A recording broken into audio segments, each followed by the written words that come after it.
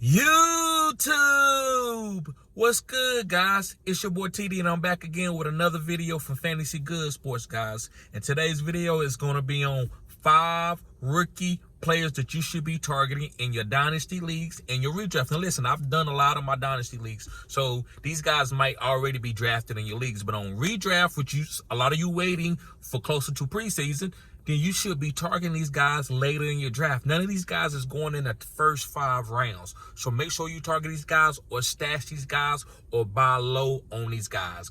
So make sure you hit the like button and subscribe to this channel. This is cutting edge content. So with no further ado, guys, let's begin. Let me get a drink of water before we go. Okay, so the first player, guys, that you should be targeting that's a rookie in your redraft leagues and your dynasty leagues is Zay Flowers. Yes, guys, Zay Flowers from Boston College, and he's playing on the Baltimore Ravens.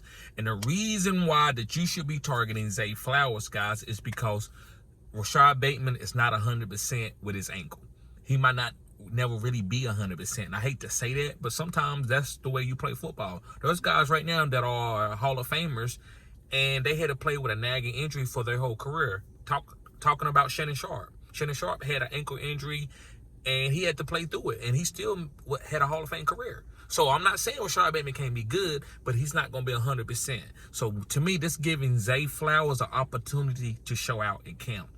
Guys, the reason why I love Zay Flowers, first of all, he's fast, and he's very explosive, even though he's a short guy. Short guys are not really discounted in the NFL anymore because the way the game is played, you can't touch guys after 5 yards. So that helps these fast, quick guys.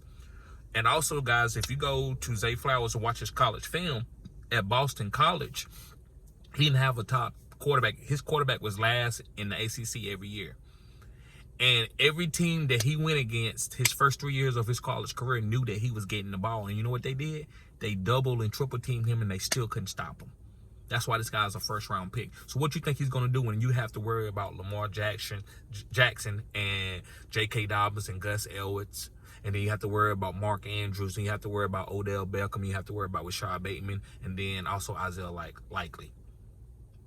That means Zay Flowers is going to be getting one-on-one in the slot, a lot of manufactured target, gadget plays, and he's going to be hitting. So I love Zay Flowers. He's a tremendous athlete, guys. Make sure you pick him up. League-winning type rookie here. Great stash. All right, moving on, guys. This is the guy that I was the first guy that on YouTube that was talking about fantasy football made a video on. Go check out my catalog and look at the date when I made the video. And it's Deneric Prince from Tulsa, and he's playing on the Kansas City Chiefs. Now, listen, let me give you some caveat. Deneric Prince is 216 pounds, 6'1". And I made a video and talked about that he was my top 5 running backs, along with Evan Hull, Deneric Prince, Chase Brown, and everybody else was on like B. John and Rashawn Johnson. And these guys are good. But my list was totally different. And my list of guys are starting to hit. That's why I'm cutting edge content. I know a lot of people hate to say, who is this guy? That's why you see a lot of negative comments, and everybody get negative comments. But a lot of people come at me because they're like, what are you talking about? What is your stats?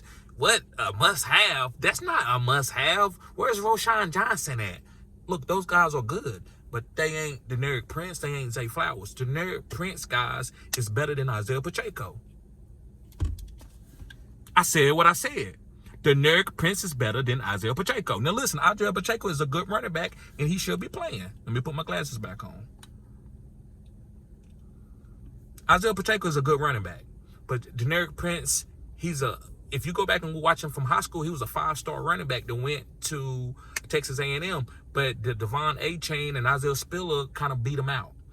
So he transferred to Tulsa, and guys, he was a good player. He just got hurt and nicked up a little bit. And a lot of times, that's how running backs end up being good. Look at guys like Terrell Davis, guys like James Robinson, guys that was like drafted late or wasn't drafted and end up being really good. The NFL, that's why they don't like to play running backs, because they can find them undrafted and late in rounds. Deneric Prince is balling out in his Kansas City camp right now. I think Clyde is going to get cut, or even Jerick McKinnon. And I think they're going to keep Jerick McKinnon because of his pass catching skills. But Deneric Prince can catch passes also. So somebody's going to be out. And if anything happens to Isaiah Pacheco, the Derek Prince is going to ball. And also the draft capital of Isaiah Pacheco is not really that great. So that means they don't care. The Kansas City don't care if Isaiah Pacheco don't play. They'll use the Deneric Prince. Just because you help us win a Super Bowl don't mean anything. If the Deneric Prince start balling out, we'll put him in there. Kind of like Kyle Shanahan has done with running backs his whole career. He keep rolling them around. Keep rolling on the river. I said what I said. They keep rolling. So that, guys, I love the Deneric Prince. I was one of the first guys on him. That's why my channel is Cutting Edge. So go check him out. He's about to hit. All right, moving on, guys, to my number 3 guy. And my number 3 guy, guys, is Zach Charbonnet from the UCLA, and he plays for the Seattle Seahawks. Now, listen, I think Kenneth Walker is a phenom-type fast beast, built like he's built nice, like he's a beast. And he was one of my top 5 running backs that I was targeting early in the season before they drafted Zach Charbonnet. Once they drafted Zach Charbonnet, I still like Kenneth Walker as a 2-tandem type backfield, but Zach Charbonnet is reliable. He don't fumble. He's not as fast, but guys, you don't got to be fast. Look at Marshawn Lynch. He wasn't the fastest running back. He wasn't the biggest, but he ran hard. He has a lot of heart, and he kept getting better. And Zach Charbonnet is that type of build. That's why they reached and got Zach Charbonnet early, because he's like that type of little engine that could type running backs. And those running backs are usually really good for you. So, guys, be targeting Zach Charbonnet as one of your top handcuffs. You know how Alexander Madison was the top handcuff for years because of Dalvin Cook? I think Zach Charbonnet is took over from that. He's the top handcuff of anybody, even Jalen Warren. Jalen Warren is a really good handcuff, but I think Zach Charbonnet is above him because Zach Charbonnet is going to get a lot more carries than any other backup running back. I think you could play both of these guys. And Zach Charbonnet might have some good games in. And for the value that you get him, I think it's killer. So, guys, I love Zach Charbonnet. He reminds me like an Emmitt Smith. He's not the fastest or the biggest, but he runs hard. He can catch. He can do it all. And he does everything above average. And that makes him a solid running back in the NFL that a team can trust. All right, guys, I got 2 more guys. So make sure you hit the like button, subscribe to this channel. This is cutting edge content, guys. This is cutting edge content. I said what I said. I know a lot of people don't want to believe this is cutting edge content, but it is. All right. My next guy is Sam Laporta, guys. Yes, guys, Sam Laporta. And the reason why I like Sam Laporta, and he plays for the Detroit Lions. And the reason why I like Sam Laporta, guys, is because if you go watch the targets that the tight ends was getting last year after they got rid of T.J. Hockenson on the Detroit Lions, they was booming. That's why you had guys like Zaster and Mitchell. They had 3 tight ends that were catching touchdowns. They all had like 3 or 4 touchdowns. So am I thinking that Sam Laporta going to have 10 receiving touchdowns? No, but can he have 6 or 7 as a rookie tight end? Yes. So guys, go buy low on this guy. Stash this guy. This is a tight end where if you wait late to get a tight end and you go like Jake Ferguson, then handcuff him or just draft a backup like Sam Laporta in case he hits.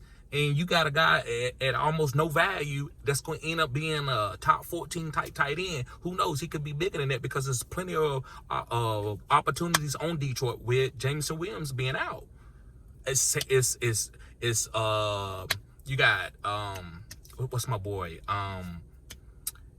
You got Amon-Ra. I'm sorry, guys. You got Amon-Ra that's getting hyper targeted, right? And then you have nobody else. Yes, you got Jahmyr Gibbs getting some targets out the backfield, but that's it. So Sam Laporta, guys, I think you can get him at a killer value, and he's going to be getting 6 or 7 targets a game. I said what I said. All right, guys, moving on to my last guy, guys. My last and final guy is Marvin Mims. And the reason why I'm on Marvin Mims, guys, and he's from Oklahoma, and he plays for the Denver Broncos. And the reason why I'm on Marvin Mims, guys, is because he's a phenom athlete. This is one of Steve Smith, the wide receiver out of Carolina that retired. This is one of his favorite players. Now, Marvin Mims is like an athlete where he can get gadget plays, and he also is really good on the deep ball.